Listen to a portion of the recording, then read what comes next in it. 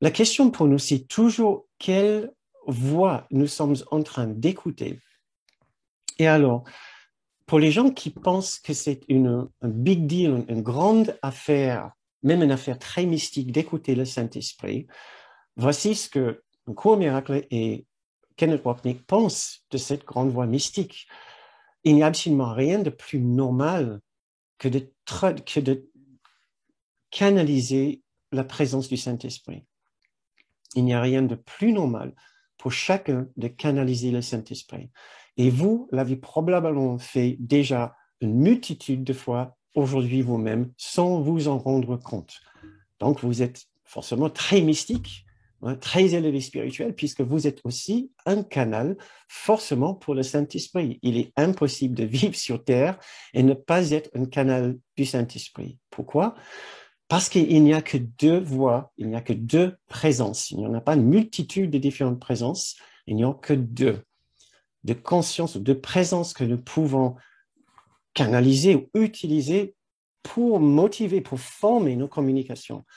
Il y a il y a la communication venant du Saint-Esprit, qui est une communication de l'unité pure, et de l'autre côté, il y a une communication venant de la séparation pure, impure, de la séparation absolue. Et le nom que nous donnons à cette voix qui représente la séparation est l'ego. Voilà. Donc, nous sommes toujours en train de parler soit avec la conscience ou le souvenir de l'unité. À ce moment-là, nous sommes en train simplement de restituer la voix du Saint-Esprit, ou nous sommes dans une démarche intérieure de séparation, de particularité, et de suivre le système de pensée de la dualité, de l'individualité et de la séparation. Et à ce moment-là, nous sommes simplement en train de canaliser, entre guillemets, l'ego.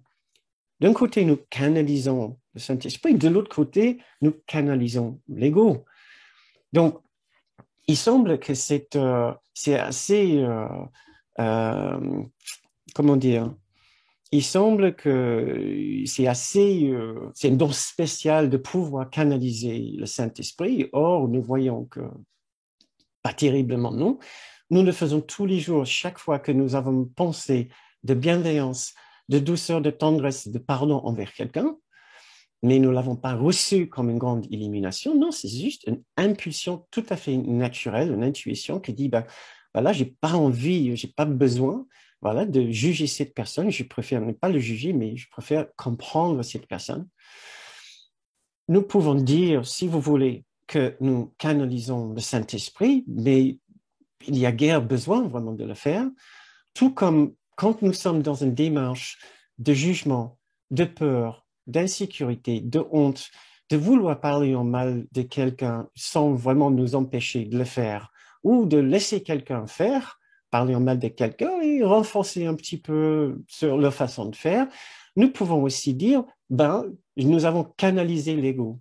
J'ai canalisé l'ego. Puisque nous sommes toujours en train de canaliser une voix ou l'autre. Maintenant, ça semble un petit peu étrange peut-être de dire, j'ai canalisé l'ego aujourd'hui, j'ai bien insulté mon voisin. Mais c'est effectivement ce que nous sommes en train de faire. Dans la même mesure, ça ne devrait pas être étrange de dire, j'ai bien canalisé le Saint-Esprit aujourd'hui, puisque j'ai décidé d'être vraiment cool avec mon chef, or, il n'a pas été très cool avec moi. Mais on n'a pas vraiment besoin. Voilà. On n'a pas vraiment besoin de dire à chaque fois, j'ai canalisé le Saint-Esprit. Surtout quand les messages de bienveillance et de gentillesse viennent tellement régulièrement. Comment distinguer entre les deux voix? C'est tout simplement la voix de Saint-Esprit, la voix du Saint-Esprit, c'est une voix d'inclusion, d'universalité, de détente, de pardon, de paix, de compassion, de douceur, de service envers les autres et de fraternité et d'innocence, tout ce qui nous ramène vers la paix et l'ouverture et la détente avec une idée d'inclusion, avec moins de peur, moins d'agressivité. Chaque fois que vous êtes dans cet état d'esprit, vous êtes forcément en train de recevoir, de vous mettre dans une voie de communication avec le Saint-Esprit. Donc, chaque fois que j'ai une pensée de bienveillance, de douceur, de patience envers une autre personne, c'est la présence du Saint-Esprit en moi. J'ai canalisé mon sage intérieur. Voilà, le sage, la voix de la sagesse en moi.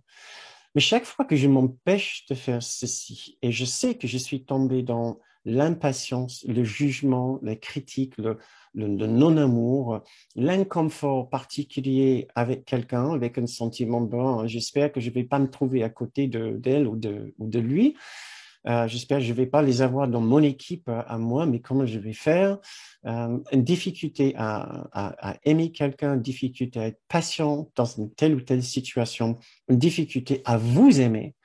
Vous êtes simplement en train de canaliser l'ego ou ce que j'ai aussi appelé des fois, à l'inverse de notre sage intérieur, nous sommes en train de canaliser notre voyou intérieur. J'ai fait une série de stages il y a quelques années sur ça, sur notre voyou intérieur, ce qui est notre nom pour l'ego.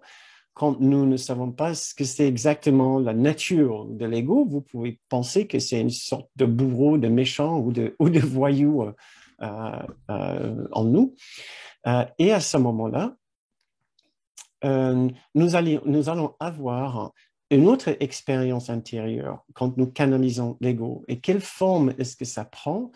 Ça peut prendre la forme de dire, bah, tiens, j'ai canalisé, je peux m'entendre dire à la fin de la journée, bah, tiens, j'ai bien canalisé l'ego aujourd'hui. L'ego m'a dit de snobber cette personne, de parler en mal de l'autre personne derrière son dos, de faire un grand problème d'une petite histoire, de ne pas lâcher prise d'une vieille histoire dont je me suis souvenu aujourd'hui, et de dire que c'est la faute d'un collègue, et aussi de renforcer ma souffrance à la fin de la journée, puisque j'avais faim et j'avais nulle part pour me restaurer. J'ai bien canalisé l'ego aujourd'hui. Et peut-être on doit prendre l'habitude de faire ça un petit peu pour savoir que, à l'inverse, il y a beaucoup de moments où on n'est pas souffrant. Il y a beaucoup de moments où non, on est dans une démarche de bienveillance et de douceur et on est bien en train de canaliser le Saint-Esprit.